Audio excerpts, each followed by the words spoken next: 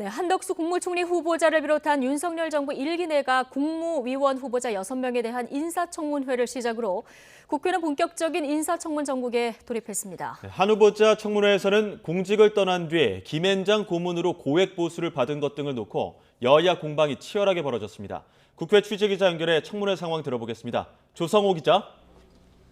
네, 국회입니다. 네, 자, 한 후보자 청문회 오전에는 어떤 쟁점이 주로 다뤄졌습니까?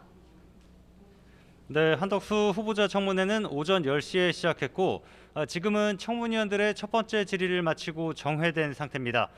잠시 뒤 오후 2시부터 속개될 예정입니다. 앞서 지난달 25일부터 이틀 동안 예정됐다가 민주당과 정의당에서 한 후보자의 자료 부실 제출을 이유로 집단 불참에 파행하면서 일정이 미뤄졌습니다. 한 후보자는 모두 발언에서 국무총리직을 맡게 되면 서민 경제 안정을 최우선 과제로 삼아 모든 정책 수단을 총동원하겠다는 뜻을 밝혔습니다. 이 내용 먼저 들어보시겠습니다. 국무총리직 제안을 받고 저는 적지 않은 고뇌가 있었습니다. 더욱이 새 정부의 첫 국무총리이기에 자리의 무게를 감당할 만한 역량이 있는가 하는 스스로에 대한 물음과 걱정이 컸습니다.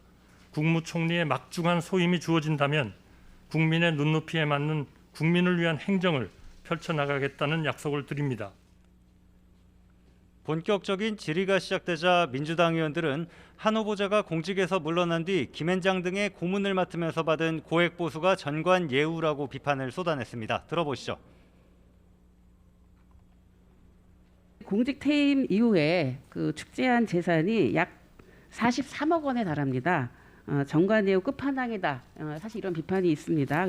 봉사나 사회공헌 이런 활동보다는 돈 버는 일에 치중한 것이 아니다 이런 평가가 있습니다. 국민의힘 의원들은 한 후보자의 공직 경력과 식견을 볼 때 정당한 일을 하고 보수를 받은 거라고 변호에 나섰습니다. 이어서 들어보시겠습니다. 44년여 동안 민관을 거치며 쌓은 경륜은 물론이고 경제, 외교, 통상 분야의 최고 전문가이고 국정 전반에 대한 이해도가 상당히 높다는 점에 비춰보면은 김앤장의 고문이 순수한 사적 이익을 목적으로 했다고는 보기 어렵고 한 후보자는 공직자 출신으로 이해 충돌 논란을 불러올 만한 일은 전혀 없었다며 적극적으로 반박했습니다. 한 후보자 답변 내용도 들어보시겠습니다.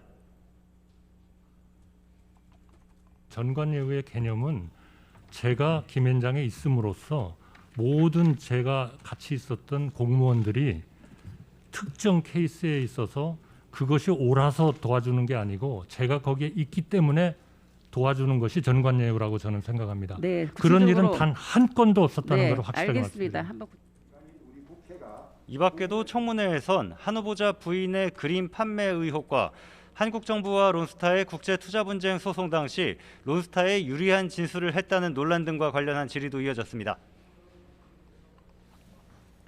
네, 오늘 한덕수 후보자 말고도 장관 후보자 5명의 청문회 동시에 열리고 있죠. 네, 추경호 경제부총리 겸 기획재정부 장관 후보자, 박진 외교부 장관 후보자, 원희룡 국토교통부 장관 후보자 등 모두 5명의 청문회가 같은 시간에 함께 진행되고 있습니다. 추경호 후보자 청문회에선 재산 증식 과정이 도마 위에 올랐습니다. 박근혜 정부 국무조정실장 퇴임 이후 재산이 30억 원 이상 늘었다는 민주당 고용진 의원 질의에 추 후보자는 서울 목동에서 도곡동으로 이사하면서 취득한 아파트 가격이 많이 올랐다며 일반 서민 입장에선 많이 오른 집을 샀다고 생각할 수도 있을 것 같다 이렇게 답했습니다. 10억 원을 증여해준 장모의 재산 증식 의혹에 대해서는 자신이 알 길이 없다며 자식과 손자에게 일부 증여한 것을 굉장히 이른 시간에 세금을 납부했다고 설명했습니다. 국회 외교통일위원회에서는 박진 후보자를 상대로 윤석열 정부의 향후 외교정책 방향을 놓고 질의가 오갔는데요. 박 후보자는 문재인 정부 5년 동안 외교정책과 관련해 상대국 외교 사안 등을 감안해 구체적인 언급은 적절치 않다면서도 여러 실수나 미흡한 점이 있었던 것은 사실이다 이렇게 말했습니다. 북핵 대응책으로는 미국의 전술핵을 배치하는 문제에 대해서는 부정적인 입장을 거듭 확인했습니다. 그러면서 한미동맹의 긴밀한 공조로 확장 억제 실행력을 높이는 게 지금으로선 한반도 평화를 위한 가장 중요한 과제라고 말했습니다.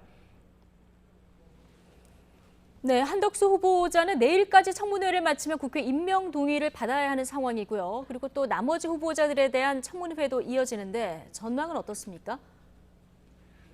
네, 민주당은 일단 한덕수 후보자 청문회 일정을 받아들였지만 쉽게 임명을 동의해주지는 않을 것으로 보입니다. 다수의 후보자를 부적격자로 거론하며 송곳 검증을 예고하고 있는데요. 윤호중 비대위원장 발언 먼저 들어보시죠. 19명의 후보자들을 보니 인사청문 명단이라기보다는 검찰의 수사 대상자 명단이라고 하는 것이 더 적합할 것입니다. 민주당은 이번 인사청문회를 통해 고위공직에 대한 국민 기준을 정립하겠습니다. 반면에 국민의힘은 민주당을 향해 자료와 근거를 갖고 비판하되 새 정부 출범 발목 잡기식 검증이나 비판을 위한 비판을 해선 안 된다며 견제하고 있습니다. 권성동 원내대표 말입니다. 국민 눈높이에서 합리적인 비판을 해주시기를 바라고 문제가 없음에도 불구하고 전국 상황을 이용해서 인사청문 경과 보고서를 채택하지 아니하는 그런 우를 범하지 않기를 바랄 뿐입니다. 윤석열 대통령 당선인이나 국민의힘 입장에선 한덕수 후보자 인준을 위해 다수 의석을 가진 민주당의 협조가 절실한데요. 민주당이 임명동의안 처리를 낙마 대상자로 점찍은 정호영 보건복지부 장관 후보자, 김인철 행정안전부 장관 후보자, 한동훈 법무부 장관 후보자 등의 청문회와 연계해서 대응한다면 여야 충돌은 불가피해 보입니다. 지금까지 국회에서 YTN 조성호입니다.